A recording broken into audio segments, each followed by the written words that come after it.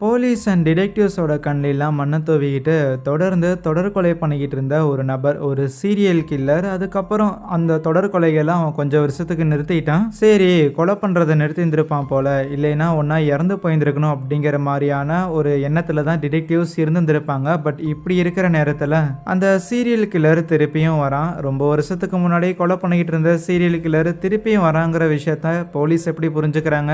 வேற எப்படி மறுபடியும் சில வருடங்களுக்கு முன்பாக நடந்த அதே பேட்டர்ன்ல இன்னும் சில சீரியல் கில்லிங் எல்லாம் நடக்க ஆரம்பிக்க, அதுக்கப்புறம் போலீஸ் என்ன பண்ணாங்க, ஏது பண்ணாங்க, அந்த கில்லரை கண்டுபிடிச்சாங்களா இல்லையா, இதுக்கு பின்னாடி யார் இருக்கிறா, என்ன மோட்டிவ் அப்படின்னு சொல்ற கதை தான் ஸ்ட்ரேஞ்ச் ஹார்வெஸ்ட் அப்படின்னு 2024 ரிலீஸ் ஆன இந்த ஒரு படம்.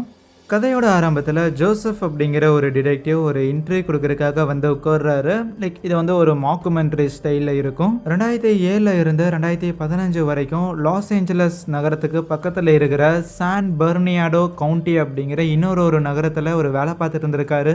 20 லட்சம் பாப்புலேஷன் உள்ள அந்த ஒரு ஊரில் ஏகப்பட்ட வயலன்ஸ் அப்படிங்கிறது நடந்திருக்கும். அது எல்லாத்தையுமே இவர் அந்த 2007 இருந்து 2005 வரைக்கும் சர்வ் பண்ணிக்கிட்டு இருந்த அந்த ஒரு பீரியடில் இவர் தான் அது எல்லாத்தையுமே இன்வெஸ்டிகேட் பண்ற ஒரு ஹெட்டா இருந்திருப்பாப்ல. ஒவ்வொரு வருஷமும் அந்த ஊர்ல ஒரு மினிமம் 65 கொலையாவது நடந்துரும், வெறும் 20 லட்சம் மக்கள் தொகையை வச்சுக்கிட்டு. ஆனா 2010 இங்க ஒரு சம்பவம் நடந்துச்சு. இது வரைக்கும் அந்த மாதிரியான ஒரு கேஸை என் சர்வீஸ்ல நான் பார்த்ததே இல்லை, டீல் பண்ணதே இல்லைங்கிற மாதிரி சொல்றாரு. அடுத்ததாக கேசி அப்படிங்கிற ஒரு லேடியை காட்டுறாங்க. வெல், இந்த கேசி அப்படிங்கிற லேடி தான் சம்பவம் நடந்த அன்னைக்கு போலீஸுக்கு கால் பண்ணது. சரி, இந்த கேசி யாரான்னு பார்த்தா இந்த கொலை நடந்துச்சுல, இந்த சம்பவம் நடந்த அந்த ஃபேமிலியை சேர்ந்த டிஃபனி அப்படிங்கிற ஒரு லேடியோட ஃப்ரெண்டு தான் இந்த கேசிங்கிறவங்க.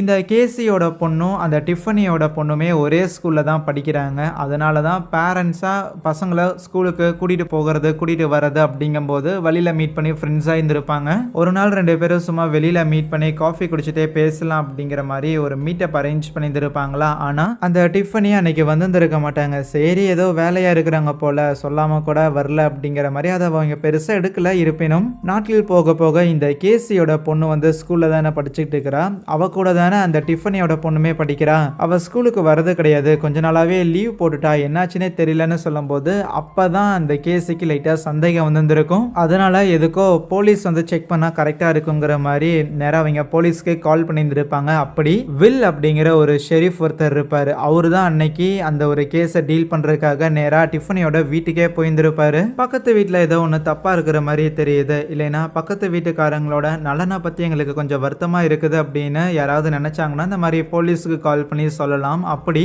ஒரு வெல்ஃபேர் இன்ஸ்பெக்ஷன் அந்த மாதிரி தான் அந்த வில்லுங்கிற அந்த ஷெரீஃப் அன்னைக்கு போயிருந்திருப்பாரு. போய் கதவை தட்டிக்கிட்டே இருக்க உள்ள இருந்து யாரும் நீக்கிந்திருக்க மாட்டாங்களா? வேற வழி இல்லை, உள்ள இருக்கிறவங்க நல்லா தான் இருக்கிறாங்களா, முதல்ல உள்ள ஆளுங்க இருக்கிறாங்களா அப்படின்னு செக் பண்றதுக்காக பின் வாசல் வழியா அவங்க உள்ள போயிருந்திருப்பாங்க. அப்படி உள்ள போனவங்களுக்கு ஒரு அதிர்ச்சி. அங்க இருக்கிற டைனிங் டேபிள்ல அந்த ஃபேமிலியை சேர்ந்த அப்பா, அம்மா, பொண்ணு அப்படின்னு சொல்லி 3 பேரையுமே டேபிள்ல உட்கார வச்சு அவங்களோட கைகளை வாய்களை எல்லாம் கட்டி இறந்து போன நிலையில அவங்களோட 3 பேரோட உடல்களும் இருந்திருக்கும். அது அவ்வளவு கோரமான சம்பவமா இருக்கும். உடனே விஷயம் கேள்விப்பட்டு டிடெக்டிவ் ஃபாரன்சிக் இன்வெஸ்டிகேட்டர்ஸ்னு இவங்க எல்லாரும் வந்திருப்பாங்கல்ல, அப்போ கூட வந்த அந்த ஜோசப்ங்கிற டிடெக்டிவ்க்கு அங்கே இருக்கிற ஒரு மேட்டரை பார்த்து அதிர்ச்சி.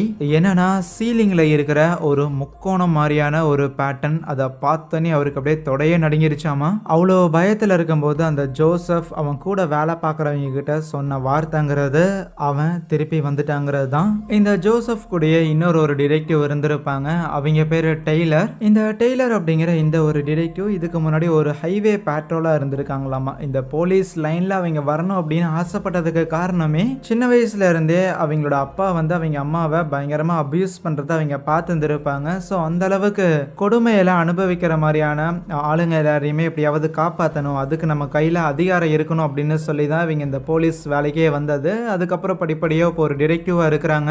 ஆனால் எந்த மக்களை அவங்க காப்பாற்றணும் அப்படின்னு இந்த வேலைக்கு வந்தாங்களோ அதே மக்களுக்கு நடுவில் இந்த அளவுக்கு கொடூரமான ஆளுங்க கூட இருக்கிறாங்களா அப்படின்னு கண்ணுக்கு முன்னாடி வெளிச்சம் போட்டு காட்டுற மாதிரி அந்த சம்பவங்கிறது இருந்திருக்கும். இதுக்கு முன்னாடி இதே மாதிரியான ஒரு சம்பவத்தை நாங்கள் பார்த்துருக்கோம் அப்படின்னு அந்த ஜோசப் சொல்லியிருந்திருப்பார்ல. அது எங்கன்னா அதே சான் பெர்னாடியோ அப்படிங்கிற அந்த டவுனுக்கு பக்கத்தில் இருக்கிற ஒரு நேஷனல் ஃபாரஸ்ட்ல ரோட்டுக்கு சைடில் வந்து ஒரு பொண்ணோட உடல் பாகங்கள் எல்லாமே வெட்டப்பட்டு துண்டாக்கப்பட்டு அவங்களுக்கு கிடைச்சிருந்திருக்கும். இந்த உடல் வந்து இப்படி மியூட்டிலேட் பண்ணி சாகடிச்சிருந்திருக்காங்கல்ல, அதையெல்லாம் பார்க்கும்போது இது ஏதாவது சடங்குக்காக பண்ணியிருந்திருப்பாங்களோங்கிற அப்படிங்கிற ஒரு சந்தேகமே இவங்களுக்கு வந்திருந்திருக்கும்.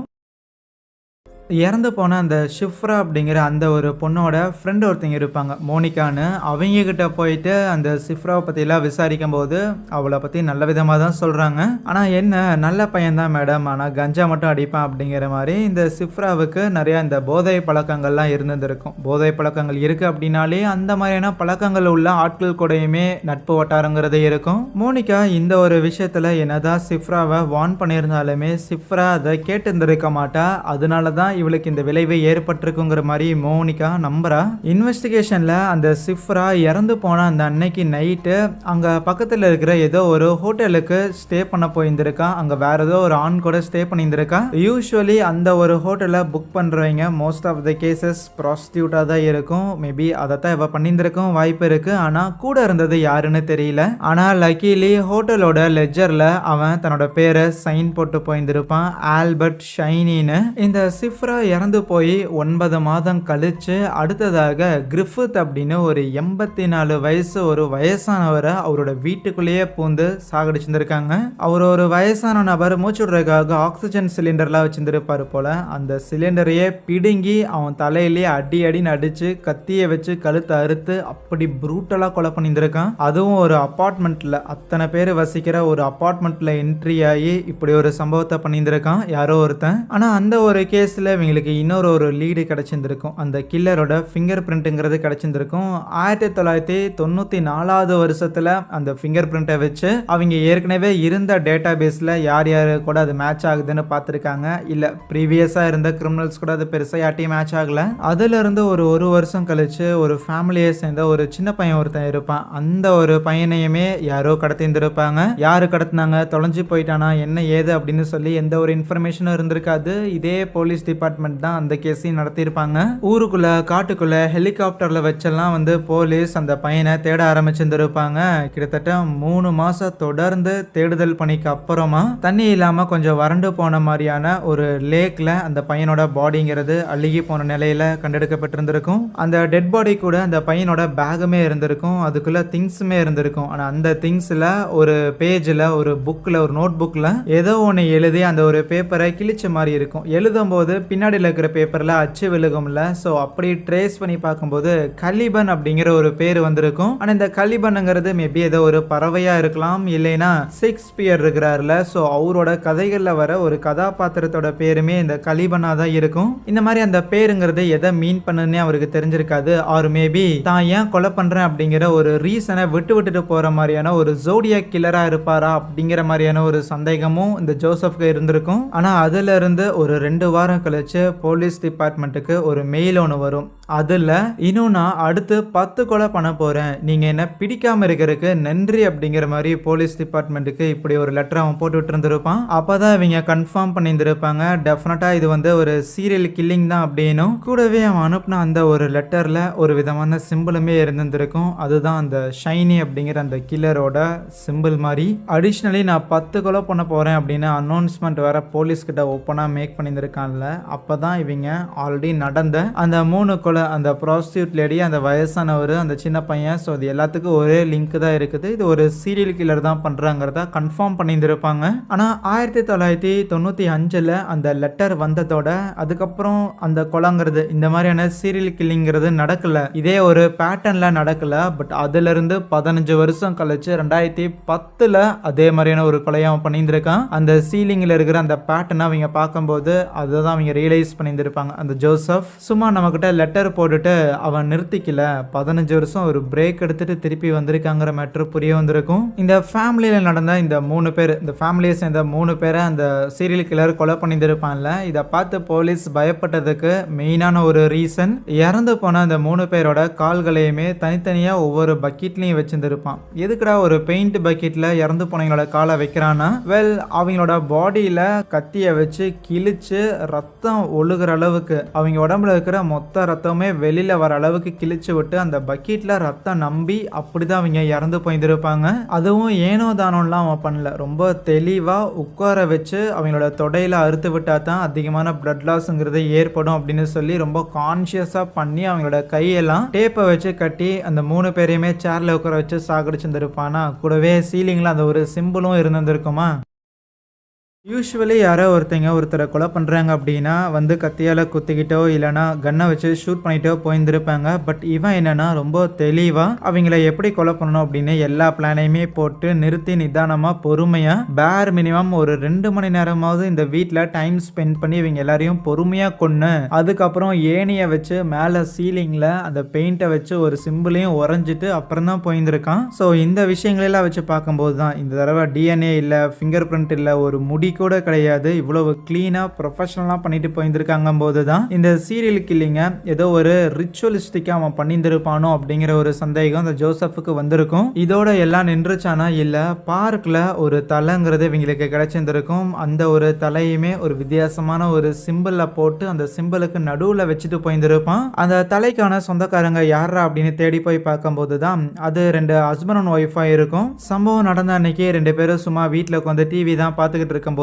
அப்ப அந்த கில்லர் உள்ள வந்திருப்பான். வந்த உடனேயுமே அங்க இருந்த அந்த லேடியை அடிச்சு போட்டுட்டு கூட இருந்த அவங்க பாய் ஃப்ரெண்டையுமே அட்டாக் பண்ணி அந்த பாய் ஃப்ரெண்ட் இங்க இருப்பான் அப்படிங்கறது அந்த கில்லர் எதிர்பார்க்கல போல. சோ அவன் எதிர்பாராத நேரத்துல பாய் ஃப்ரெண்ட் இருந்த காரணத்தால அவனை எப்படி சமாளிக்கிறதுன்னு தெரியாம அவனோட முகத்தை தீச்சு விட்டு இருந்திருப்பானாமா. அதுக்கப்புறம் தான் அந்த லேடியை சாகடிச்சு அவங்களோட தலையை கொண்டு வந்து அந்த பார்க்ல போட்டுட்டு போயிருந்திருப்பான். அந்த முகம் தீஞ்சு போனார்ல அந்த ஒரு நபர்கிட்டயுமே போயிட்டு அந்த கில்லர் அன்னைக்கு வீட்டுக்கு வந்தப்போ என்னென்னலாம் பண்ணணும் அப்படின்னு விசாரிக்கும் போது ஆப்வியஸா முகத்தை மறைச்சிட்டு தான் வந்திருப்பான். நான் வீட்டுல இருப்பேன் அப்படிங்கறத அவன் எதிர்பார்க்கல போல. என்னை பார்த்தோன்னே அவன் வந்து வித்தியாசமா ரியாக்ட் பண்ணான். அதுக்கப்புறம் தான் என்னை காயப்படுத்துறதுக்காக என் முகத்தை வந்து தீச்சு விட்டுட்டு போயிருந்துட்டான். ஆனா அப்பதான் கேலிபன் அப்படிங்கிற அந்த ஒரு வார்த்தையுமே அவன் மென்ஷன் பண்ணியிருந்திருப்பான். எதுக்கு ஏன் அப்படின்னு எந்த ஒரு காரணமும் தெரியல, ஆனா மென்ஷன் பண்ணியிருந்தான். அந்த ஃபேமிலியா 3 பேர் இறந்து போனாங்கல்ல, அந்த ஒரு கேஸ் மாதிரியே இந்த ஒரு கேஸ்லயும் பெருசா எந்த ஒரு எவிடன்ஸுமே கிடைக்கல. சும்மா அந்த இடத்துல ஸ்பாட்ல இருந்த சில திங்ஸ் மட்டும் தான் கிடைச்சிருந்திருக்கும். எந்த டிஎன்ஏ ஹேர் அப்படின்னு சொல்லி எதுவும் கிடைக்காம இருக்கும்போது தான்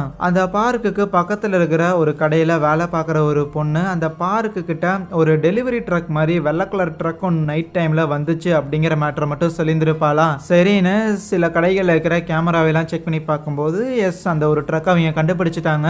அதுக்கப்புறம் அந்த ட்ரக்கோட நம்பர்ஸ் எல்லாம் வச்சுட்டு அந்த டிரைவரையும் சேஸ் பண்ணி அந்த ஆள்கிட்ட விசாரிச்சா முதல்ல என்னோட ட்ரக்கை வந்து யாரோ திருடிட்டாங்க அப்படின்னு சொல்லியிருந்திருப்பான். பட் அதுக்கப்புறம் ஃபர்தரா கேள்விகள்லாம் கேட்கும்போது ஒரு மாதிரி முன்னுக்கு பின்னா மாற்றி மாற்றி சொல்லிக்கிட்டு இருப்பானா. ஃபைனலி ஒரு பாயிண்ட்டுக்கு மேலே உண்மையை ஒத்துக்கிட்டான். இங்கே பாருங்க ஐயா, ஒரு நாள் நான் ட்ரக்கை ஓட்டிக்கிட்டு ஒரு இடத்துல போய்கிட்டு இருந்தேன். அப்போது என் வண்டியில் வந்து ஒருத்தன் ஏறினவன் என்னை கீழே தள்ளி விட்டுட்டு அவன் வண்டி ஆட்டை போட்டு போயிட்டான். ஆனால் வண்டி திருடி போயிடுச்சு அப்படிங்கிற மேட்டரை இவன் போலீஸ்கிட்ட அதுக்கப்புறம் கம்ப்ளைண்ட் பண்ணல. ஏன் பண்ணலன்னா ஆல்ரெடி இவனே கொஞ்சம் கஞ்சாவை கடத்தினது அப்படி இப்படின்னு சொல்லி ஒரு சில சில்லற கேஸ் எல்லாம் இவன் மேலே இருக்குது. தேவையில்லாமல் எதுக்கு நம்மளே போலீஸ்கிட்ட போயிட்டு அப்படின்னு சொல்லி அவன் எதுவும் பண்ணாமல் விட்டுருந்துருப்பான், திருடனுக்கு தேல் கொட்டின மாதிரி. ஆனா இவன் மேல சந்தேகப்பட்டு போலீஸ் அவன் வீட்டில் தேடி பார்க்கும்போது ஒரு கன்னு அதுக்கப்புறம் கஞ்சாலாம் கொஞ்சம் கிடைச்சிருந்துருக்குமா. கொலை பண்ற அளவுக்கு இவன் தைரியசாலி மாதிரி தெரியல. இருப்பினும் இதை வச்சிருக்கிறதெல்லாம் இல்லீகலுங்கிற மாதிரி அவனை பிடிச்சி ஜெயில போட்டுருந்துருப்பாங்க.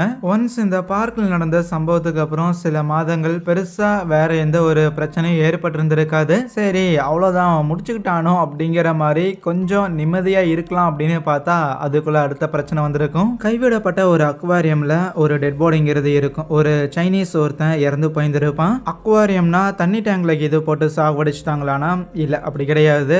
தண்ணி டேங்க்ல தான் போட்டிருந்திருப்பாங்க, ஆனா தண்ணியில முக்கி கிடையாது. அதுக்கு பதிலாக இந்த அட்டைலாம் இருக்கும்ல, அந்த லீச்சஸ் அதையெல்லாம் பயன்படுத்தி அவனை சாகடிச்சிருந்திருப்பாங்க அன்னியன் ஸ்டைலில். அந்த அட்டைகள் எல்லாமே கொஞ்சம் நல்லா பெருசா வளர்ந்த மாதிரியான அட்டைகளா இருக்கும். ஒன்னா இந்த அட்டைகளை அவன் போய் ஒவ்வொன்றா தனித்தனியாக கலெக்ட் பண்ணி எடுத்துட்டு வந்திருக்கணும். இல்லைன்னா இவ்வளவு அட்டைகளை ஒரு மனுஷனை மொத்த ரத்தத்தையும் உறிஞ்சி எடுக்கிற அளவுக்கான அட்டைகளை அவன் பொறுக்கிட்டு வரக்கு அவன் ஒரு இடத்துல வச்சு பேர் மினிமம் ஒரு மாசத்துக்காவது வளர்த்தி இருக்கணுங்கிற மேட்டர் அவங்களுக்கு புரியுது. ஸோ 1 மாசமா உயிரினங்களை வளர்த்தி அதுக்கப்புறம் தான் ஒரு கொலையே பண்ணியிருந்திருக்கான். அவ்வளோ ப்ரிப்பேர்டா இருக்கிறான். இந்த சைனாக்காரன் எப்படி இந்த கொலைக்காரங்கிட்ட மாட்டினா அப்படின்னு தேடி பார்க்கும்போது அந்த சைனாக்காரனுக்கு ஒரு மெயில் ஒன்று வந்திருக்கும். ஏதோ ஒரு பொண்ணுகிட்ட இருந்து மெயில் வர மாதிரியும் நம்ம 2 பேரும் இன்னைக்கு நைட்டு ஒன்னா இருக்கலாமா அப்படின்னு அந்த பொண்ணு கேட்ட மாதிரியும் அதுக்கு ஆசைப்பட்டுட்டு இந்த சைனாக்காரன் போய் இப்படி இறந்து போயிருந்திருக்கான். சரி அந்த மெயில் எங்க இருந்துடா வந்திருக்கு அப்படின்னு ட்ரேஸ் பேக் பண்ணா இவங்க ஒரு இன்டர்நெட் கஃபேக்கு போயிருந்திருப்பாங்க. அந்த இன்டர்நெட் கஃபேல யார் வேணாலும் வந்து மெயில் அனுப்பிட்டு போகலாம். ஸோ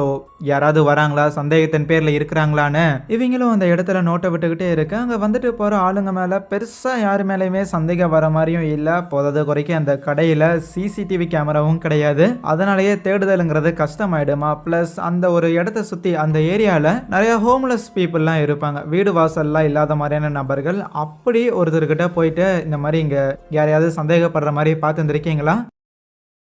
சஸ்பீஷியஸா இந்த ஏரியால யாரையாவது மீட் பண்ணியிருந்திருக்கீங்களான்னு கேட்கும்போது, அவரு மீட் பண்ணியிருந்திருக்காராமா. ஒரு நாள் ரேண்டமா ஒருத்தன் வந்துட்டு, அவன் வீட்ல ஏதோ ஒரு வேலை இருக்குது அப்படின்னும், அந்த வேலைய செஞ்சு குடுக்கறதுக்காக என் கூட வரீங்களா அப்படின்னு கூப்பிட்டான். சரி வேலை செஞ்சா காசு குடுப்பாங்கல்ல அப்படின்னு நானுமே கூட போயிருந்தேன். ஆனா அப்படி கூட போகும்போது நேரா அவனோட வீட்டுக்கிட்ட போனதுக்கு அப்புறமா, இந்த நபர் இருக்கிறார்ல, இந்த ஹோம்லெஸ் நபர், அவரோட கையில ஒரு பிரேஸ்லெட் மாரி ஒண்ணு இருக்கும். அத சும்மா குப்பையில இருந்து தான் எடுத்து வந்திருப்பாரு போல. அத எடுத்து கூலா இருக்கே அப்படின்னு மாட்டியிருந்திருப்பாரு.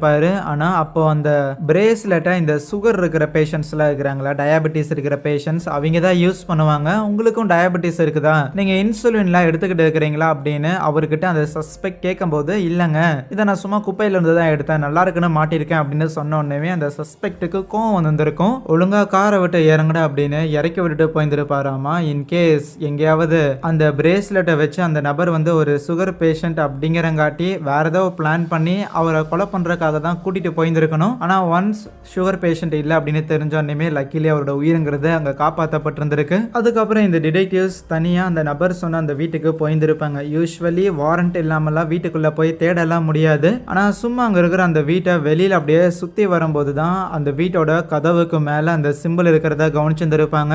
உடனே போலீஸ் படையோட உள்ள போயிட்டு அந்த வீட்டில் அவங்க தேடி பார்க்கும்போது பெருசா அந்த வீட்டில் எதுவுமே இருந்திருக்காது. ஏதாவது கோரமா இருக்கும், ஒரு மாதிரி அமானுஷமா இருக்கிற மாதிரி விஷயங்கள்லாம் இருக்கும் அப்படின்னு எதிர்பார்த்தா, சாதாரணமா ஒரே ஒரு நபர் தங்கினா ஒரு வீடுங்கிறது எப்படி இருக்குமோ அந்த மாதிரி தான் அந்த வீடுங்கிறது இருந்திருக்கும். என்ன கொஞ்சம் லைட்டா கிரீப்பியா இருந்திருக்குன்னு வச்சுக்கோங்களேன். பட் அதுல ஸ்ட்ரேஞ்சான ஒரு விஷயம் என்னன்னா, அந்த வீட்டுக்குள்ள எங்கேயுமே யாரோட ஃபிங்கர் பிரிண்ட்டுமே இல்லை. யூஸ்வலி ஒரு வீட்டுக்குள்ள ஒரு நபர் வாழ்றாருன்னா மேக்சிமம் லைக் ஒரு 1000 கணக்கில் ஃபிங்கர் பிரிண்ட்டுங்கிறது இருக்கணும். ஆனா அப்படி எதுவும் இல்லை. ஸோ அப்படின்னா கண்டிப்பா அந்த நபர் வீட்டுக்குள்ள இருக்கும்போதே கூட கிளவுஸை பயன்படுத்தியிருக்காங்கிற மேட்டர் புரியுது. அதுக்கப்புறம் வீட்டோட லான்ல செக் பண்ணும்போது ஒரு டெலஸ்கோப் ஒன்று இருக்கும். அதுல ஒரு ஃபிங்கர் பிரிண்ட்டுங்கிறது கிடைச்சிருந்திருக்கும். ஆனால் அந்த ஒரு ஃபிங்கர் பிரிண்ட்டை வச்சு அவங்க 1995 வருஷம் 93 94ன்னு சொல்லி அப்போ ஒரு 3 கொலை நடந்திருக்கும்ல, அந்த 3த்துக்கும் காரணமும் இவன் தான். பிளஸ் அவன் யாருங்கிறதையும் கண்டுபிடிச்சிருந்திருப்பாங்க. அவன் பேரு லெஸ்லியாமா. 50 வயசான இந்த ஒரு நபர் தான் அப்படின்னு ஃபிங்கர் பிரிண்ட் மூலமாவும் கன்ஃபார்ம் பண்ணிக்கிறாங்க. இந்த வீட்டில்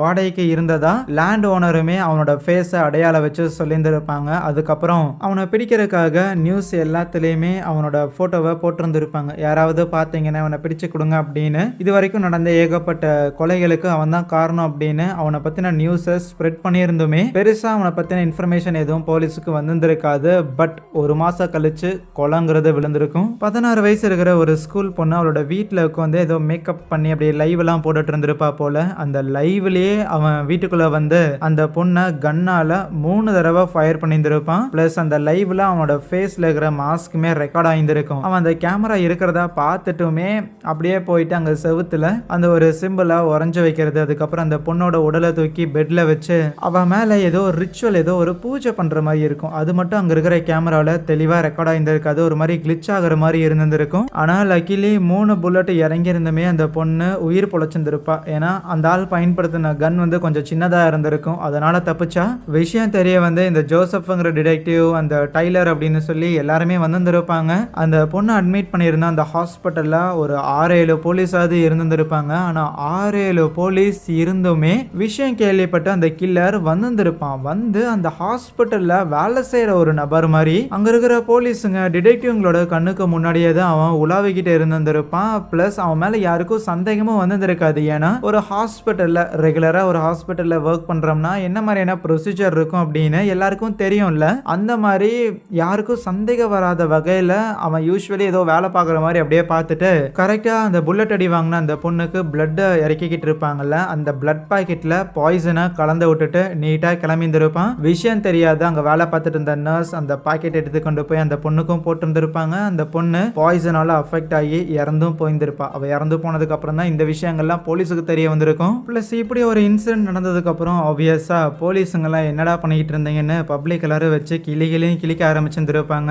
போலீஸுக்கு அதிகமான ப்ரெஷருங்கிறது ஏற்பட அவங்களுக்கு தெரியுது. லெஸ்லி அப்படிங்கிறது அவனோட பேரு, அவனோட ஃபோட்டோ எல்லாமே இருக்கு. ஆனா அவன கண்டுபிடிக்க முடியல. அவன் எங்க இருக்கிறான்னே தெரியல. அதனால அந்த லெஸ்லி லைக் அவனுக்கு தெரிஞ்ச ஆளுங்க, அவன் கூட பேசினவங்க, அவனோட ஃப்ரெண்ட்ஸ் இதுக்கு முன்னாடி அவன் எங்க இருந்தான் அப்படின்னு சொல்லிட்டு இந்த மாதிரியான டீட்டெயில்ஸ்லாம் வச்சு ஒரு ஆளை பிடிச்சிருந்திருப்பாங்க. அந்த ஆள்கிட்ட விசாரிச்சா அந்த லெஸ்லி எங்க இருக்கிறாங்கிற மேட்டர்லாம் தெரிய வந்திருக்காது. அதுக்கு பதிலா அந்த லெஸ்லி எப்படிப்பட்ட நபருங்கிற மேட்டர் அவங்க கேதர் பண்ணியிருந்திருப்பாங்க. ரொம்ப இன்ட்ரோவர்ட்டடா ரொம்பவுமே சைலண்டான ஒரு நபர். பெருசா யார்ட்டயும் பேச்சு வச்சுக்காத மாதிரியான ஒரு நபர். அவனோட ஃப்ரெண்ட்ஸ் சர்க்கிளுமே ரொம்பவுமே கம்மி. ஆனா இப்படி இருக்கிற லெஸ்லிக்கு ஒரு ஹாபி ஒன்று வந்து இருக்கும். எப்பப்பெல்லாம் டைம் இருக்குதோ அப்பப்பெல்லாம் அவன் தனியா மலை ஏற ஆரம்பிப்பான். தனியா காட்டுக்குள்ள சுத்திக்கிட்டு இருப்பான். அப்படி அவன் ஒரு நாள் ஏதோ ஒரு குகையில இருந்து ஒரு சிகப்பு கலர் லைட்டை ஒன்று பார்த்ததாகவும் அதுல இருந்து ஏதோ ஒரு உருவத்தை நான் கண்டதாகவுமே இந்த நபர்கிட்ட சொல்லியிருந்திருப்பானா. என்ன பிராண்டு சரக்கு அடிச்சான்னு தெரியல, இப்படி வளர்றான் அப்படிங்கிற மாதிரி அந்த லெஸ்லியோட ஃப்ரெண்டு அதை பெருசா எடுத்திருந்திருக்க மாட்டாரு. பட் நாட்கள் போக போக லெஸ்லியோட நடவடிக்கைகள்ல சில மாற்றங்கள் இருக்கிறதா கவனிச்சிருந்திருப்பான். ஏதோ ஒரு பர்டிகுலர் ரிலீஜனை அவன் வழிபடுற மாதிரியும் அந்த வழிபடுறதுக்கு ஏத்த மாதிரி தன்னோட லைஃப் ஸ்டைலை மாத்திக்கிற மாதிரியும் போதத குறைக்கி அவங்ககிட்ட இருந்த பொசிஷன்ஸ் எல்லாம் இருக்கும். லைக் அவன் வச்சிருந்த சில திங்ஸ், அவனோட இந்த அடையாளங்கள்லாம் இருக்குல்ல, நான் இந்த சிட்டிசன் தான், இந்த ஊர்ல இருக்கிற ஒருத்தன் தான் அப்படின்னு அந்த மாதிரியான விஷயங்களெல்லாம் அவன் எரிச்சிட்டு சும்மா கார்ல ரோட்டோரமா வாழ்ந்துகிட்டு இருந்திருப்பான். அதுதான் அவர் வந்து அந்த லெஸ்லியை கடைசியா பார்த்ததாமா. ஸோ எந்த ஒரு அடையாளமும் இல்லாம என்னமோ ஒன்று ஆயிருச்சு, அதனால இப்போ காரில் வாழ்ந்துட்டு இருக்கிறான் அப்படிங்கிறத அவர் கடைசியாக பார்த்துருப்பாரு. இதுல இருந்து சில நாள் கழிச்சு ஒரு வயசான கப்பலோட வீட்டில இருந்து கால் வந்திருக்கும். அவங்க வீட்டில் இருந்த நாயை எவனோ ஒருத்தன் கொண்டுட்டான்னு. போலீஸுமே அது கண்டிப்பாக அந்த கில்லராக தான் இருக்கும் அப்படின்னு அசியூம் பண்ணியிருந்திருப்பாங்க. மேபி அந்த வயசான கப்பலை போட்டு தள்ளுறதுக்காக வந்தவன் வீட்டில் இருக்கிற நாய்கிட்ட மாட்டியிருந்திருக்கணும். ஸோ வேற வழி இல்லாமல் அது ஒரு பெரிய பிட்புல்லாக இருக்கும். அது கூட கொஞ்ச நேரம் சண்டை போட்டு அந்த நாய்கிட்ட கடி வாங்கி வேற வழி இல்லாமல் அந்த நாயை கொண்டுட்டு அவன் அங்கிருந்து எஸ்கேப் ஆயிருப்பான். ஆனா ஏற்கனவே அந்த 16 வயசு பொண்ணு சாகலன்னு தெரிஞ்சு ஹாஸ்பிட்டல் வந்து கொலை பண்ண ஒருத்தன் கண்டிப்பா இவங்களை கொலை பண்ண முடியலன்னா திருப்பியும் கொலை பண்றதுக்காக வருவான் அப்படின்னு தெரிஞ்சுக்கிட்டு அந்த டிடெக்டிவ்ஸ் அந்த கப்பல், அந்த வயசான கப்பல் 2 பேரையுமே சேஃப் கார்ட் பண்ணியிருந்திருப்பாங்க. இன்னைக்கு நைட்டு கண்டிப்பா கொலை பண்ணியே ஆகணும் அப்படின்னு அந்த கில்லருக்கு கட்டாயமா என்னன்னு தெரியல ஒரு கடையில வேலை பார்த்துட்டு இருந்த ஒரு நபரை கத்தியால கொன்னு அவனோட நெஞ்செல்லாம் கிழிச்சு விட்டுட்டு போயிருந்திருப்பான். அதுக்கப்புறம் அந்த கடையில நடந்த சம்பவத்தை பத்தி இங்க எவனோ ஒருத்தன் வந்துட்டு போனான் அப்படின்னு சொல்லி அந்த காரோட நம்பர் எல்லாத்தையுமே வேற ஒருத்தன் சொல்லியிருந்திருப்பானா. அதுக்கப்புறம் அந்த காரையுமே எப்படியோ ஃபாலோ பண்ணி கண்டுபிடிச்சிடுறாங்க. பட் அது சும்மா ஒரு இடத்துல கைவிடப்பட்டிருந்திருக்கும். அது ஒரு திருடின காராக இருக்கும். பட் இவங்களுக்கு ஒரு நபர் இன்ஃபர்மேஷனை கொடுத்துருந்துருப்பான்ல, இவன் இப்படி ஒரு காரில் எஸ்கேப் ஆகி யாரோ ஒருத்தங்க வேகமாக ஓட்டிட்டு போனாங்க, அவன் கிரிமினலாக இருக்க வாய்ப்பு இருக்குதுன்னு அந்த இன்ஃபர்மேஷன் கொடுத்த அந்த ஒரு நபரை அந்த டோனட் ஷாப் இருக்கிற அதே இடத்துல இருக்கிற ஒரு பார்க்கில் அவனோட முதுகில் இருக்கிற தசை எல்லாத்தையும் வச்சு கிழிச்சு அங்கே தொங்க விட்டு ஒரு டிஸ்பிளே மாதிரி பண்ணியிருந்திருப்பான். என்னை பற்றின இன்ஃபர்மேஷனை ஷேர் பண்ணீங்கன்னா அடுத்த டார்கெட் நீங்கள் தான் அப்படிங்கிற மாதிரி அவன் அந்த மர்டரை பண்ணியிருந்திருப்பான். ஏன் ஸ்பெசிஃபிக்காக இந்த மாதிரி மர்டர் பண்ணணும் அப்படின்னு தேடி பார்க்கும்போது தான் பழங்காலத்தில் இந்த மாதிரியான ஒரு பனிஷ்மெண்ட்டுங்கிறது இருந்திருக்காமா. அதை பேஸ் பண்ணி தான் இவன் இப்படி இந்த ஒரு மர்டரை பண்ணியிருந்திருக்கான். அதுக்கப்புறமே போலீஸுக்கு டிடெக்டிவ்ஸுக்கு என்ன பண்ணுறதுன்னு தெரியல. ப்ரெஷருங்கிறது ஒரு பக்கம் அதிகமாகிட்டே இருக்கும். அப்போ தான் திருப்பியும் போயிட்டு அந்த கில்லரோட வீட்டிலேயே வந்து தேட ஆரம்பிச்சிருந்திருப்பாங்க. அந்த வீட்டை வந்து தோண்ட ஆரம்பிச்சிருந்திருப்பாங்க. அங்கே ஏதாவது இன்ஃபர்மேஷன் கிடைக்குமான்னு தேடிக்கிட்டு இருக்கும்போது அந்த வீட்டில் இருக்கிற ஒரு செவுரு வந்து கார்ட்போர்டு மாதிரி இருக்கும். அதை உடைச்சா அதுக்குள்ள அந்த கில்லரோட பாஸ்போர்ட்டும் கூடவே ஒரு கீ செயின் போட்ட ஒரு சாவியும் இருந்திருக்கும். அது ஏதோ ஒரு ஸ்டோரேஜோட சாவி போல. ஆகையால் போலீஸ் எல்லாரும் அந்த சாவி எடுத்துக்கிட்டு நேரா அந்த ஸ்டோரேஜ் யூனிட் இருக்கிற இடத்துக்கும் போயிருந்திருப்பாங்க. அந்த ஸ்டோரேஜையும் ஓபன் பண்ணா அந்த இடத்துல தான் இவங்க தேடி வந்த விஷயங்கள்லாம் இருக்குது. அந்த லீச்சஸா இருக்கட்டும், அந்த கில்லர் யூஸ் பண்ண மாஸ்கோட மோல்டா இருக்கட்டும், அவன் யார் யாரையெல்லாம் கொலை பண்ணானோ அவங்க கிட்ட இருந்து ஒரு சில பாடி பார்ட்ஸ் எல்லாம் உருவி இருந்திருப்பான் போல. கண்ணு, நாக்கு, அப்புறம் ரத்தம், இது எல்லாத்தையுமே தனித்தனியா ஸ்டோர் பண்ணி வச்சிருந்திருப்பான். செவுத்துல சம்திங் ஏதோ ஒரு சேட்டனோட நேமை வந்து எழுதி வச்சிருந்திருப்பானா. கூடவே ஒரு விதமான ஒரு ஸ்ட்ரக்சர் ஒன்று இருக்கும். ஏதோ ஒரு புழு மாதிரி கொஞ்சம் வித்தியாசமான ஒரு ஸ்ட்ரக்சருங்கிறத வச்சிருந்திருப்பான். அதை தான் அவன் வழிபடுறானா என்னன்னு தெரியல. போதாத குறைக்கு அவன் இவ்வளவு வருஷமா கொலை பண்ணிட்டு இருந்த அந்த நபர்கள் இருக்கிறாங்கல்ல, அவங்க யாரையுமே அவன் ரேண்டமா சூஸ் பண்ணல அப்படிங்கிற மேட்டருமே அந்த இடத்துல இருக்கிற இன்ஃபர்மேஷனை பார்க்கும்போது தான் தெரியும். ஒவ்வொருத்தரையுமே கொலை பண்றதுக்கு தனித்தனியா ஃபைல் போட்டு வச்சிருந்திருக்கான். கையாலேயே எழுதியிருந்திருக்கான். அவங்க யாரு, எங்க இருப்பாங்க, என்ன ஏது அப்படின்னு சொல்லி அவங்க எப்படி கொலை பண்றது அப்படின்னு சொல்லி ஒவ்வொருத்தையும் தனித்தனியா ஃபைல் போட்டு வச்சிருந்திருக்கான். இந்த ஒரு இன்சிடென்ட்ல இருந்து இன்னும் சில நாள் கழிச்சு வேற ஒரு வீட்ல இருந்து இந்த மாதிரி ஒருத்தங்களை கொலை பண்ண ட்ரை பண்றான் அப்படின்னு கால் பண்ணியிருந்திருப்பாங்களா. அண்ட் கால் பண்ண கொஞ்ச நேரத்திலேயே போலீஸும் வேகமா அந்த இடத்துக்கு போயிருந்திருப்பாங்க. ஆனா இவங்க போய் பார்க்கும்போது ஒரு ஃபேமிலியா இருந்த ஹஸ்பண்ட் அண்ட் ஒய்ஃப் அவங்க 2 பேரையுமே கொலை பண்ணிட்டு அவங்களோட கை குழந்தை ஒன்று இருக்கும், அதை எடுத்துட்டு போயிருந்திருப்பான். ஆப்வியஸா அது வந்து ஒரு கை குழந்தை பயங்கர வல்னரபிளான ஒன்று தான். அதை அவன் நினைச்சிருந்தானா அங்கேயே கொண்டு வந்திருக்கலாம். ஆனால் அதை அவன் எடுத்துட்டு போயிருந்திருப்பான். குழந்தைய எங்கடா கொண்டு போனான் அப்படின்னு நைட்டு ஃபுல்லாக போலீஸ் தேடிக்கிட்டு இருக்கும்போது அடுத்த நாள் காலையில் காட்டுக்குள்ள வாக்கிங் போய்கிட்டு இருந்த ஒரு நபர் தன்னந்தனியா ஒரு கார் நிக்கிறதா பார்த்துருக்காரு. என்னடா கார் தனியா நிக்குது, அது பாட்டுக்கு ஓப்பன் ஆயிருந்திருக்கேன்னு சந்தேகத்துல போலீஸை கூப்பிட்டு இருந்திருப்பாங்களா. பிளஸ் இந்த கார் நிக்கிற இடம் இருக்குதுல்ல, இந்த இடம் வேற எதுவும் கிடையாது. 1993 வருஷம் முதல்ல அந்த சீரியல் கில்லர் ஒரு பொண்ணோட உடம்ப மியூட்டிலேட் பண்ணி கண்டந்துண்டமாக வெட்டி ரோட்டு சைடில் எரிஞ்சிட்டு போயிருந்திருப்பான்ல, அதே இடம் தான் இது. ஆனால் இந்த காரை கண்டுபிடிக்கிறதுக்கு முன்னாடியே அன்னைக்கு நைட்டு கரெக்டாக ஒரு 3 மணி அளவில் ஆல்ரெடி போலீஸ் காரை எடுத்துட்டு அந்த காட்டுக்குள்ளேயுமே தேட ஆரம்பிச்சிருந்திருப்பாங்க. அந்த குழந்தைய எடுத்துட்டு அவன் எங்கேயாவது வந்து ஒளிஞ்சிருந்திருப்பானோ, ஏன்னா நைட் டைமில் குழந்தைய கடத்திட்டு வேற எங்கே போயிருந்திருக்க வாய்ப்பு இருக்குது அப்படின்னு சொல்லி அந்த இடத்துக்கு போலீஸ் தேட வந்திருப்பாங்க.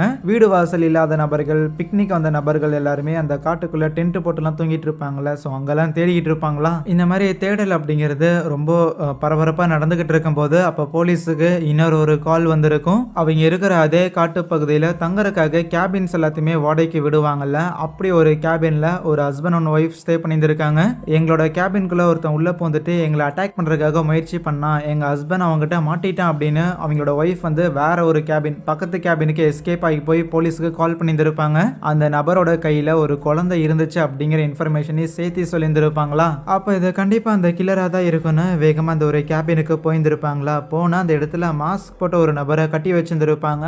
மாஸ்க் ரிமூவ் பண்ணால் அது அந்த கம்ப்ளைண்ட் பண்ண கால் பண்ண அந்த ஒய்ஃபோட ஹஸ்பண்டாக தான் இருக்கும். மாஸ்க் அவன் மேலே போட்டு விட்டு அவனை மட்டை பண்ணிட்டு போயிருந்திருக்கான். கூடவே அந்த இடத்துல வேற ஏதாவது பண்ணியிருந்திருக்கானா அப்படின்னு தேடி பார்க்கும்போது குழந்தைக்கு தேவையான பாலை எடுத்துருந்துருக்கான். ப்ளஸ் டயப்பர்லாம் மாற்றிருந்துருக்கான் குழந்தைக்கு. ஸோ அப்படின்னா அந்த குழந்தை அவனுக்கு எதுக்கோ தேவைப்படுது, அவன் அதை நல்லபடியாக தான் பார்த்துக்கிறான். இப்படி இவ்வளவு க்ளோஸ் அவனை விட்டுட்டோமே அப்படின்னு இவங்க வருத்தப்படும் போது அப்போ காட்டுக்குள்ள இருந்து குழந்தை அழுகிற மாதிரியான சத்தங்கிறத கேட்டிருந்திருக்கும். பேக்கப்புக்காக ஆளுங்க வரட்டும் அப்படின்னு போலீஸுங்க கொஞ்சம் வெயிட் பண்ணலாம் அப்படின்னு யோசிச்சிருந்திருப்பாங்க. இருப்பினும் அந்த போலீஸுங்களோட ஷெரீஃப் வந்து ரிஸ்க் எடுக்கலாம் அப்படின்ட்டு இறங்கி இருந்திருப்பாரு. ஏன்னா அவன்கிட்ட குழந்தை இருக்குது, அந்த சைக்கோ நாய் குழந்தைய எப்போ வேணாலும் என்ன வேணாலும் பண்ணுவான், பேக்கப்புக்காக வெயிட் பண்ணிட்டு இருந்தா வேலைக்காகாதுன்னு இறங்கி இருந்திருப்பாங்க. அப்படி முன்னேறி காட்டுக்குள்ள அவனை தேடி போக அந்த இடத்துல அவன் ஏதோ பூஜை பண்ற மாதிரிலாம் தெரியும். கொஞ்சம் இவங்க டிஸ்டன்ஸ்ல தான் இருப்பாங்க. ஆனா ஒரு போலீஸோட தலையிலேயே புல்லட்டுங்கிறது வந்து இறங்கி இருந்திருக்கும். மற்றவங்க ஒளியருக்காக ட்ரை பண்ணும்போது அவங்கள சில பேரையுமே அவன் கத்தியால அட்டாக் பண்ணியிருந்திருப்பான். ஆனா அதுக்கப்புறம் நேரம் ஆயிடுச்சு அப்படின்னு போலீஸ் அட்டாக் பண்ணிட்டு இருந்தவன் டக்குன்னு அவங்களெல்லாம் விட்டுட்டு அங்க நிறைய கட்டைகள்லாம் வச்சு அந்த கட்டைகள் மேல அந்த குழந்தைய வச்சு எரிக்கிறதுக்காக அவன் முயற்சி பண்ணிக்கிட்டு இருப்பானா. அப்போன்னு பார்த்து வானத்திலிருந்து ஒரு வெளிச்சங்கிறது வந்திருக்கும். அந்த வெளிச்சத்தை நிறைய பேர் கவனிச்சிருந்திருப்பாங்க. போலீஸ் டிபார்ட்மெண்ட்லயே நிறைய பேர் கவனிச்சிருந்திருப்பாங்க. என்னடா இது, இவன் உண்மையாலுமே ஏதாவது பூஜை தான் பண்றானா, ஏதாவது வானத்திலிருந்து வரப்போதா அப்படிங்கிற கேள்வி இவங்களுக்கு இருந்திருந்தாலும் அவங்களோட ரேஷனல் மைண்ட் அதை நம்புறதுக்கு மறுத்து இருந்திருக்கும். இல்ல அதெல்லாம் வாய்ப்பு இல்லை, அது ஏதோ ஒரு சாதாரண ஒரு காஸ்மிக் நிகழ்வா தான் இருக்கும் அப்படின்னு அதை பெருசா அவங்க கண்டுக்கல. பட் இவங்க அதை பார்த்துக்கிட்டே தான் டைரக்டா அந்த போலீஸ் இருந்த அந்த ஸ்பாட்டுக்கு போயிருந்திருப்பாங்க. ஸோ ஒரு பேக்கப் டீமா ஈஸியா போயிட்டு அந்த குழந்தை மேல தீப்பட்டு அந்த குழந்தை எரிஞ்சு சாகருக்கு முன்னாடியே அந்த குழந்தையும் காப்பாத்தி அந்த கில்லரையும் ஃபயர் பண்ணியிருந்திருப்பாங்க. ஸோ அதுக்கப்புறம் அங்க அடிபட்டு கிடக்கிற மற்ற போலீஸ் எல்லாம் போய் ரெஸ்கியூ பண்ற கேப்ல அந்த கில்லர் புல்லட் அடியில சாகல, எஸ்கேப் ஆயிருந்திருப்பான் போல. ஏன்னா வெறும் ரெண்டே இந்த டிடெக்டிவ்ஸ் மட்டும் தான் ஃபர்ஸ்ட் வந்திருப்பாங்க. நைட் டைம் வேற அசால்ட்டாவே அங்க இருந்து போயிருந்திருப்பானா. பட் போலீஸும் அதுக்கப்புறம் விடல, தொடர்ந்து அவனை தேட ஆரம்பிச்சிருந்திருப்பாங்க. அவனை ஷூட் பண்ண இடத்துல இருந்து ஒரு 100 மீட்டர் தள்ளி வேற ஒரு ஆத்து பக்கத்துல, பெருசா தண்ணி இல்லாத ஒரு ஆத்து பக்கத்துல அவனோட பாடிங்கிறது கிடைச்சிருந்திருக்கும். ஆனா அந்த பாடி ஃபுல்லாவுமே அவனோட முகம் ஃபுல்லாமே ஏகப்பட்ட லீச்சஸ், அந்த அட்டைகள் அவனோட முகத்துல இருக்கிற ரத்தத்தெல்லாம் உறிஞ்சு அவனை சாகடிச்சிருந்திருக்கும். இவ்வளவு நாளா ஆட்டம் காட்டிக்கிட்டு இருந்த இந்த சீரியல் கில்லர் இறந்து போயிட்டான் அப்படிங்கிற நியூஸுங்கிறது வெளியில வருது. மக்கள் எல்லாருமே பெருமூச்சு விடுறாங்க.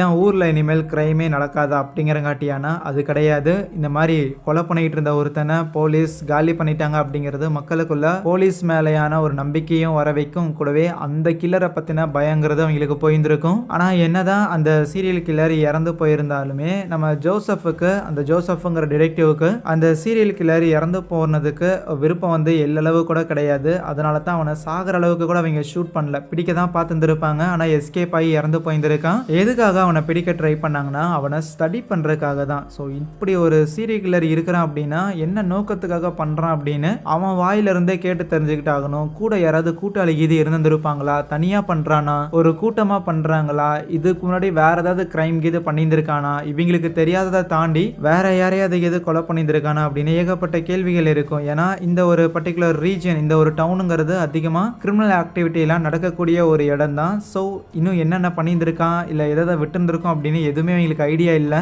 இருப்பினும் இப்போதைக்கு ஒரு பெரிய ஆபத்தா 15 வருஷமா இருந்த ஒருத்தனை இவங்க இப்போதைக்கு தடுத்து நிறுத்தி இருந்திருக்காங்க. இதுக்கு முன்னாடி வரைக்கும் அவன் நிறைய ஃபேமிலியை சேர்ந்தவங்கள கொண்டு வந்திருப்பான்ல, அவங்க எல்லாருக்குமே இது ஒரு பெரிய ஆறுதலாகவும் இருக்கும். ஆப்வியஸாக அந்த கொலைகாரனை பிடிக்கிறது மூலமா இறந்து போனவங்க ஒன்றும் திருப்பி வரப்போறது இல்லை. ஆனால் ஒரு சின்ன மன ஆறுதலுங்கிறது இருக்கும். நம்ம ஃபேமிலியில நடந்த இதே சம்பவம் அவனால இன்னும் மற்றவங்களுக்கு நடக்க போறது இல்லைங்கிற மாதிரி. ஆனால் இது எல்லாத்துக்கும் மேல அந்த ஜோசப்ங்கிற டிடெக்டிவ்க்கு இன்னும் ஒரே ஒரு விஷயம் மட்டும் புரியல. அவனோட ஸ்டோரேஜ் ரூம்ல இருந்த அந்த ஒரு வித்தியாசமான ஒரு சாத்தானோட சிலை, அவன் எதை வழிபட்டுக்கிட்டு இருந்தான், அந்த சிம்பிளுக்கு பின்னாடி இருக்கிற அர்த்தம் என்ன, பிளஸ் அன்னைக்கு வானத்துல தெரிஞ்ச அந்த ஒரு மர்மமான ஒரு வெளிச்சம் அப்படின்னு சொல்லி இதுல எல்லாத்துக்கும் பின்னாடி என்ன மர்மம் இருக்கு அப்படிங்கிற விஷயம் தெரியவே இல்லை. ஆனா அது தெரியவே இல்லைனாலும் கடைசிக்கு இப்படி ஒரு மான்ஸ்டர் இனிமேல் ஊர்ல இருக்க மாட்டான் அப்படிங்கும்போது சந்தோஷப்பட வேண்டியதான்னு சொல்லியிருந்திருப்பாரு. இப்போ அப்படியே கட் பண்ணா சில வேர்டிங்ஸ்லாம் போடுறாங்க. சான் பெர்னார்டியோ அப்படிங்கிற இந்த ஒரு டவுனோட